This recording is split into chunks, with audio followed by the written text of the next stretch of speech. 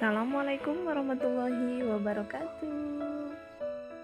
Mari kita bahas jurnal refleksi demi mingguan modul 1.1 bersama saya Ade Cici Nurjana, guru SDN Budi Negara 2, Kabupaten Majalengka, guru penggerak angkatan 10. Di sini saya difasilitatori oleh Bapak Jai Raisman SPD dan pengajar praktik Ibu Ani Mulyani SPD MPD.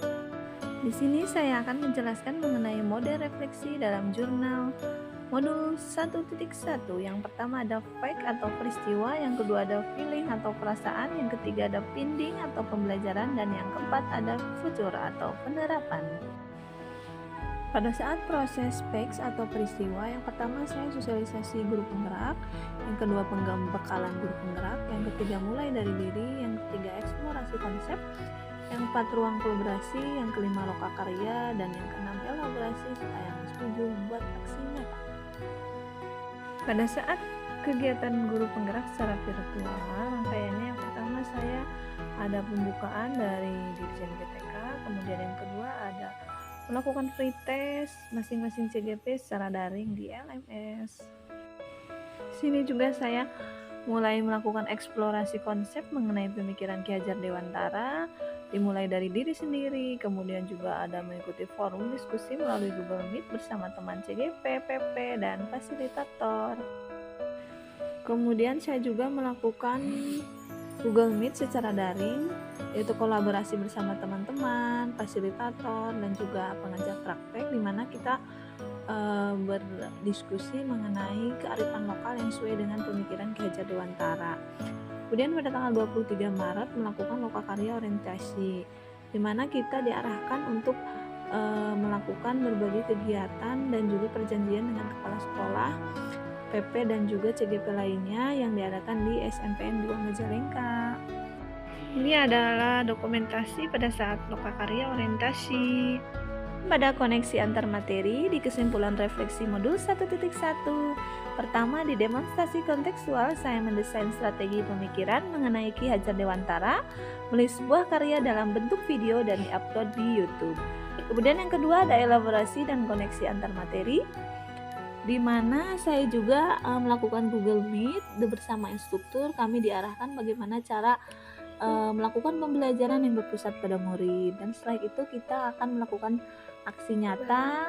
Kemudian perasaan yang saya rasakan yaitu saya sangat bersyukur sekali dapat mengikuti program pendidikan guru penggerak ini, di mana saya sangat banyak sekali mendapatkan berbagai manfaat, mulai dari pendidikan dan juga arahan dari fasilitator, pengajar praktik, dan juga diskusi dari CGP lainnya, sehingga membuat saya sangat optimis untuk mendapatkan pengetahuan serta pengalaman baru untuk bisa menjadi pengalaman saya di sekolah nantinya. Pembelajaran yang saya dapatkan dari PGP ini, di mana saya bisa memulai akses pada pembelajaran LMS, diskusi secara virtual maupun tugas yang dibuat secara merdeka, sehingga dapat diakses secara mandiri dan memudahkan CGP dalam mengikuti alurnya.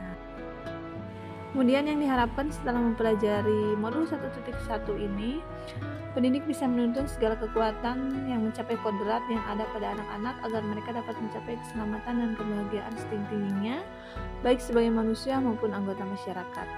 Di sini kita sebagai pendidik hanya bertugas untuk mengarahkan, mengimplementasikan semboyan Ki Hajar Dewantara, yakni Ing Ngarso Sang Tulodo, Ing Madya Mangunkarsa, dan Tuturi Handayani. Sehingga pembelajaran hanya mengedepankan budi pekerti, yakni cipta, rasa, karya, dan karsa, di mana pendidik berefleksi untuk mengetahui kekuatan dan kelemahan dalam pembelajaran guna mewujudkan pendidik yang berpihak pada murid. Pendidik mengutamakan kreativitas dan juga kemampuan siswa, di mana pada pembelajarannya saya menerapkan student center, di mana pembelajaran berpusat pada murid. Kemudian kedua, penggunaan model dan pembelajaran secara inovatif sehingga pembelajaran di kelas bervariasi dan anak-anak tidak bosan. Dan yang ketiga, menyeimbangkan kodrat alam dan kodrat zaman, di mana anak-anak disesuaikan dengan keadaan dan situasi pada zaman abad ke-21. Kemudian yang keempat juga saya menerapkan pembelajaran berdiferensi, di mana pembelajarannya ada secara visual, audio, dan juga kinestetik sesuai dengan kebutuhan yang ada pada peserta didik. Kemudian yang kelima, kembangkan bakat siswa, di mana anak adalah suatu hal yang unik sehingga anak harus diberi contoh dan fasilitas yang baik supaya bisa mengembangkan apa yang ada pada diri anak. Sekian dari saya, terima kasih. Salam guru penggerak. Wassalamualaikum warahmatullahi wabarakatuh.